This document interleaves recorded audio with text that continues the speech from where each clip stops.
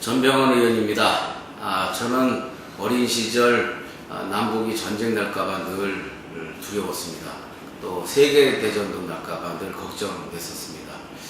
그렇게 해서 전쟁 나지 않는 나라, 전쟁이 없는 세계를 만드는데 내가 역할을 했으면 좋겠다라는 생각을 갖게 되었고, 그렇게 해서 정치를 해야 되겠다는 생각을 하게 되었죠.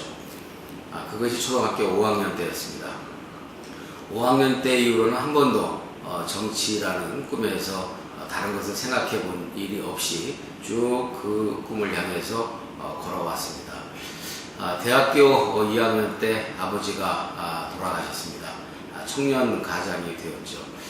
청년 가장 시절에는 대학 신문 기자를 하면서 아르바이트를 아침 저녁으로 했는데, 이미 술은 대학 1학년 때 몇 번 먹었다가 거의 사경을 헤매는 수준이 되어서 술에 대한 공포감은 그때 이후로 줄곧 갖고 있어서 술을 맥주 반잔, 소주 반잔 정도가 제 주량합니다.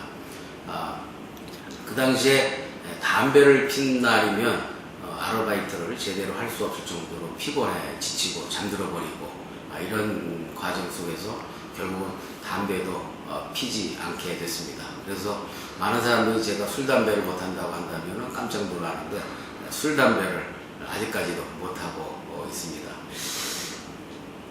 제가 1학년 때하고 또 4학년 때는 학교에서 제적을 당할 뻔했던 사건이 있었는데, 1학년 때는 대학 언론 자율 실천 선언문을 썼다가 긴급조치 구호 위반으로 제적의 위기가 있었고, 대학 4학년 때는 전두환 정권에 맞서서 기숙사에서 양키 보험 사건을 일으켰다가 그때도 제적될 뻔했었는데, 그때 아이러니하게도 모두가 다 대학 언론 자율 실천 선언도 최초였고, 또 전두환 정권 시절에 양키 보험 사건도 사실상 학내에서는 최초였기 때문에 이것이 파문이 많아지는 것이 오히려 더 부담스럽다라는 정치적인 고려에 의해서 아슬아슬하게 제적과 구속을 면했던 그런 운 좋은 경험도 가지고 있습니다.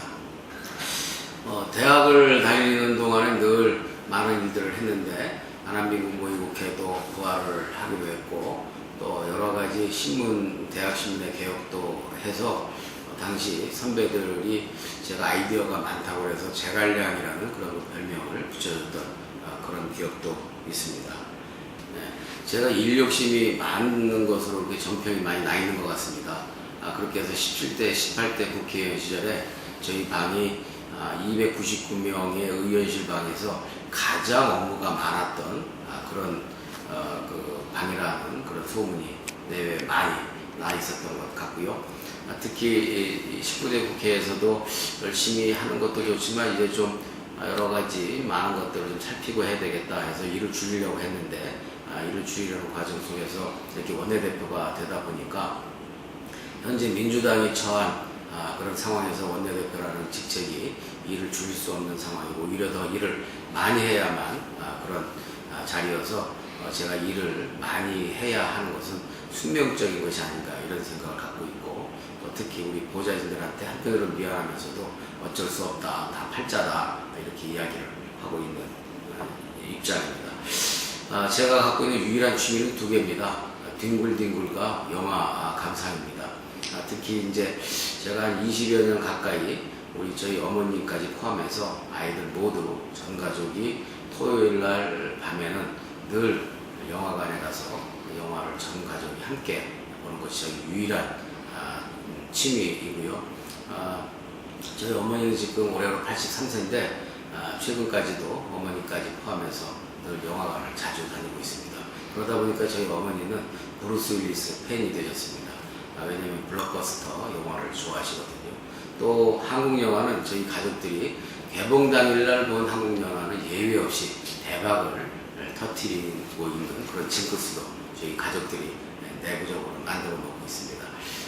뒹굴뒹굴은 제가 그 하루 일을 마치고 집에 들어가면 제가 늦게 들어오면 아이들이 기다리고, 또 제가 좀 아이들보다 일찍 들어가면 아이들이 늦게 올 때까지 기다리고 있다가 30분이라도 아이들과 뒤엉켜서 소파에서 뒹굴뒹굴 하면서 이런 얘기 저런 얘기 해야 하루의 그 스트레스를 푸는 그런 그 취미를 가지고 있습니다.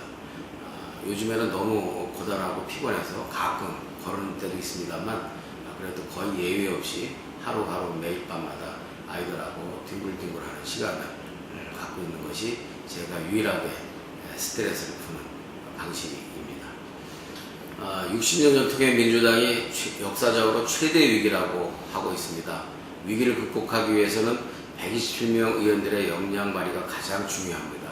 또 의원들의 역량 발휘를 위해서는 의원들 간의 소통과 교감이 필요합니다. 운명 공동체적 동지의식이 필요합니다. 또 역사적 동질감과 책임의식도 필요합니다. 이와 같은 소양을 바탕으로 해서 우리 민주당 국회의원들이 모든 역량을 발휘해서 민주당의 위기를 극복해 나갈 것입니다.